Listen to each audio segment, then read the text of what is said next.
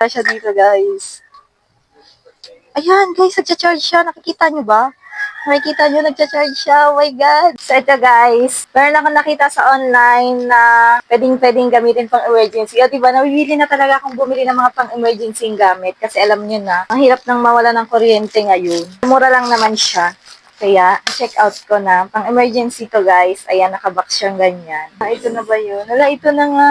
Solar charger to. Meron siyang ganyan, saksakan ng charger. Tapos, solar, natapat niya lang sa araw, makakapag-charge na kayo. O, di ba, ang galing. Sobrang kailangan natin ng ganito.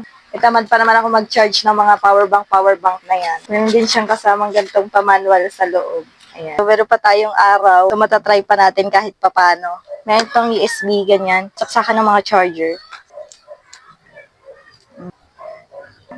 Ayan, nag-charge siya, guys. Kita nyo, guys. Nag-charge. Ang galing. Kung gusto nyo rin yung link, ilalagay ko na lang dyan sa comment section or sa yellow basket.